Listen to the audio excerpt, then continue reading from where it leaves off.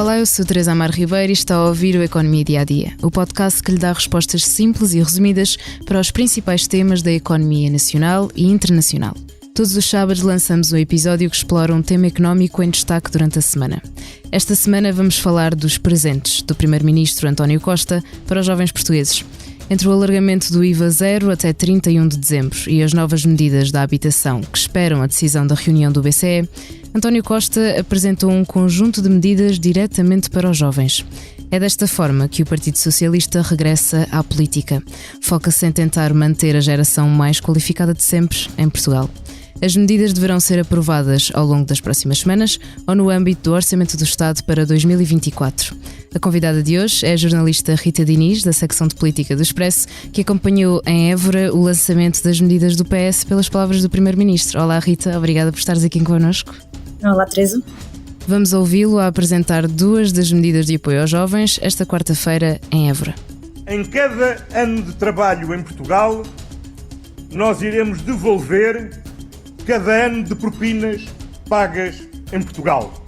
Mas este ano vamos mudar mais uma vez as regras para melhorar, mais um passo para melhorar as regras do IRS jovem.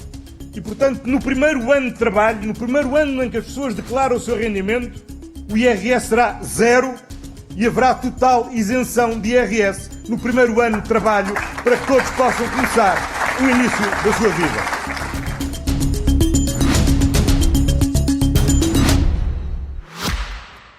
Já visitou hoje o BPI Expresso Imobiliário?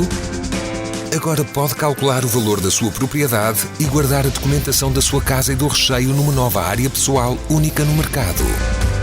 E ainda ficar a saber quanto pode pagar por uma casa, localizá-la com uma pesquisa por polígonos e conhecer as soluções de crédito habitação BPI. BPI Expresso Imobiliário.pt. Quem compra e quem vende na mesma página. Rita, vamos começar pela medida da devolução das propinas, que acabámos de ouvir o Primeiro-Ministro a falar dela. Para já, quem está abrangido, Rita?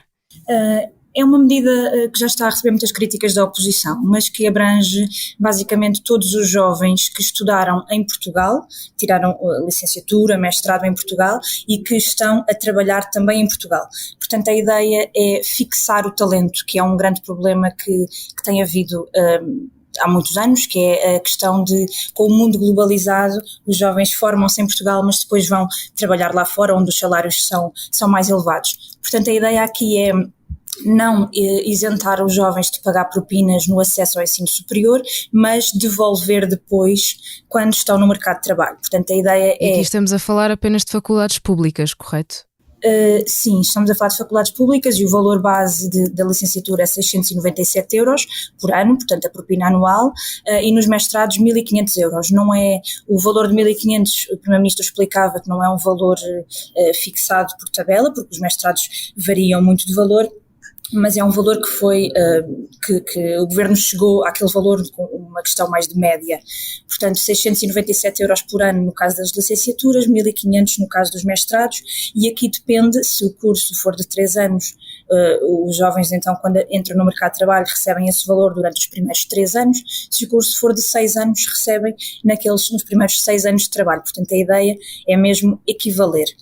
Mesmo os jovens que por algum motivo não paguem propinas, seja por terem ação social escolar ou por outro motivo qualquer que estejam isentos de propina, recebem também esse valor quando acedem ao mercado de trabalho. A ideia, portanto, é fixar o talento. Agora, é uma medida que tem sido criticada muito pela oposição, da esquerda à direita, porque não resolve a questão base de muitos alunos que não têm tanto rendimento não conseguirem aceder ao ensino superior por não terem esse rendimento disponível no imediato para pagar. Portanto, essa questão não resolve, funciona mais como benefício para fixar o talento em Portugal e encontrarem trabalho em Portugal. Exato, é uma forma de tentar manter cá as pessoas com esse incentivo de que no primeiro, segundo, terceiro e por aí adiante irão receber aquilo que investiram no seu estudo.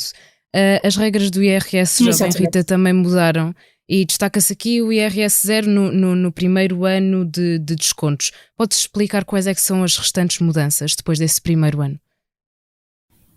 Sim, a questão do IRS jovem é uma medida que o Governo já implementou, mas que tem sido alterada ao longo dos anos porque o Governo admite que não tem tido os resultados desejados.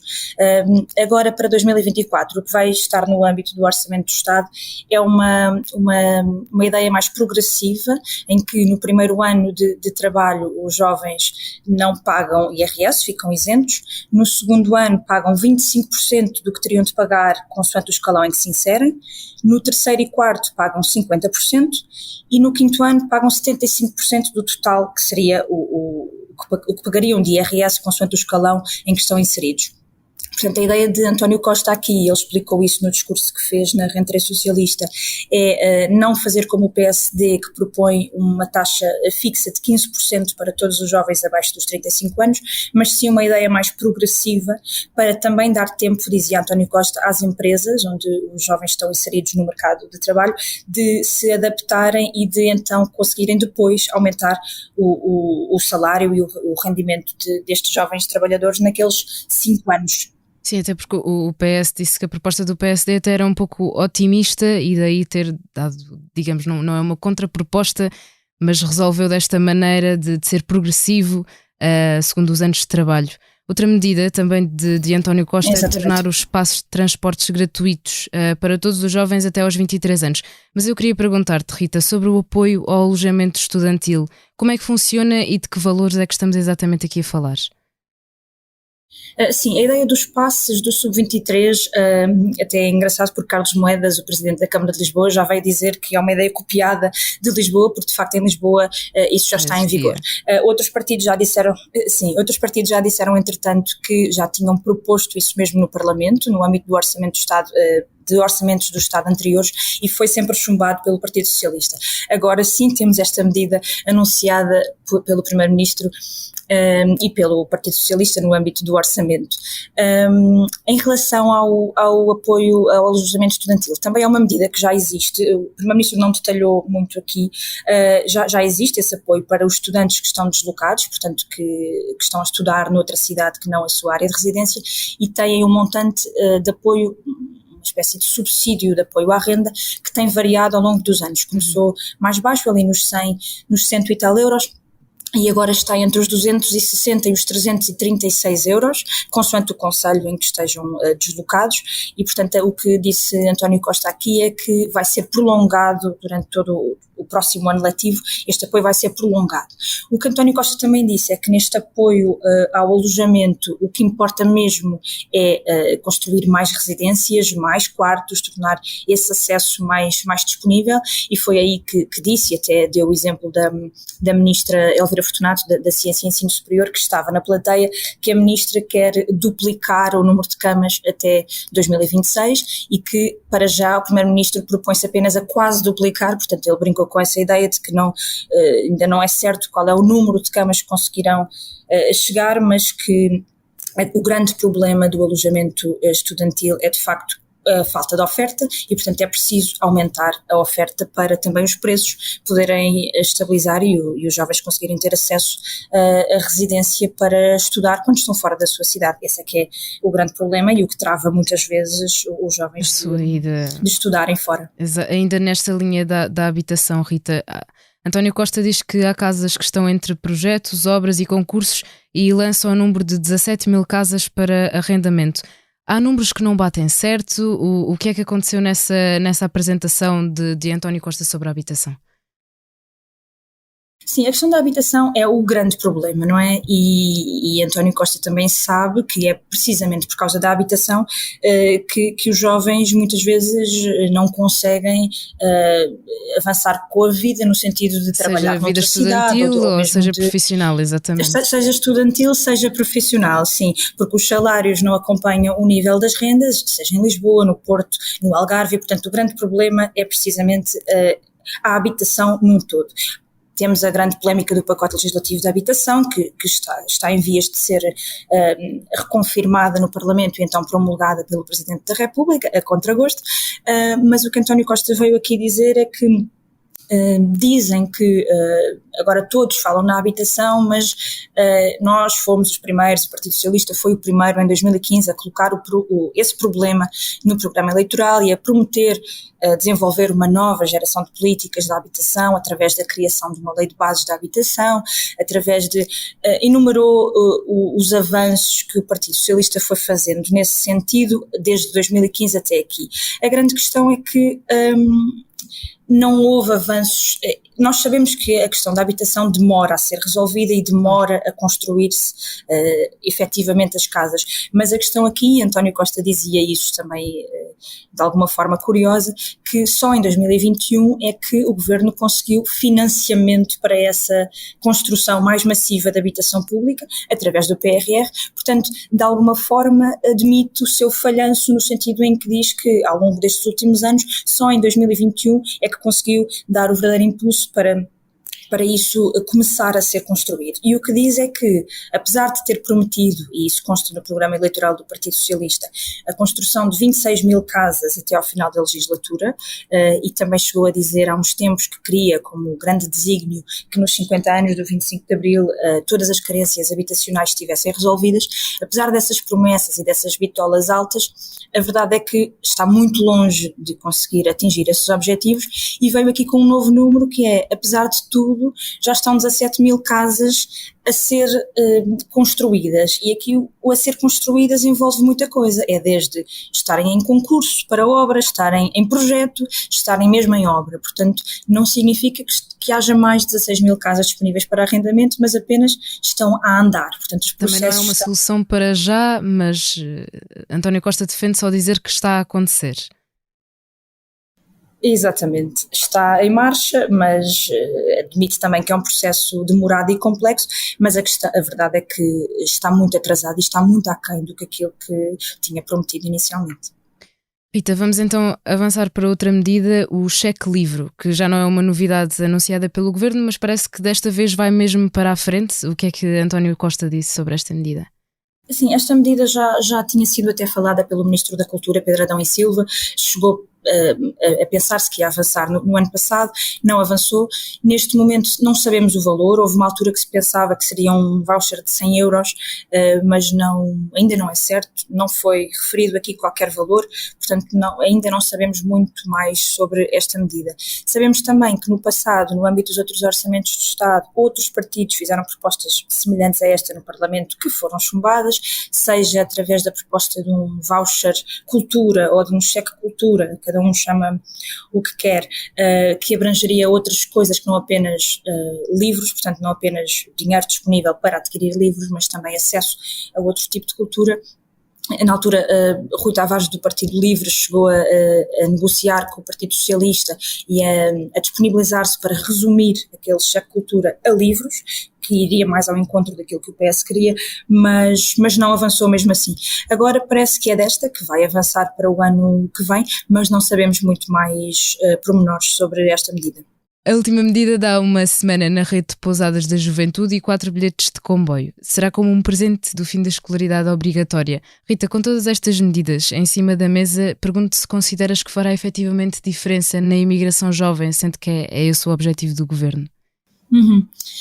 Estas medidas de quando um jovem atinge os 18 anos passa a ter acesso a uma semana nas pousadas da juventude ou a 4 bilhetes de comboio da CP para conhecer o país, são no fundo medidas mais simbólicas para abrir fronteiras aos jovens, para dar a conhecer mais mundo, e isso obviamente não é mau, mas de facto não resolve estruturalmente nada, não é por isso que resolve muito menos uma questão tão complexa como evitar a imigração dos jovens para outros países. A questão aqui é sempre a ideia de reter o talento, e como é que se retém talento? É pagando melhores salários. Portanto, isto é uma questão muito mais complexa, não me parece que seja também através da devolução do valor da propina, como falávamos há pouco, que se consegue isso, no sentido em que não é um rendimento mensal que ajude ao jovem, neste caso, a ter mais rendimento disponível por mês para poder, lá está, ter acesso à habitação. Portanto, não é isso que faz melhorar estruturalmente a vida daquela pessoa para considerar então não emigrar e ficar em Portugal, porque em Portugal consegue ter um salário digno para fazer face aos preços, nomeadamente da habitação, e não só.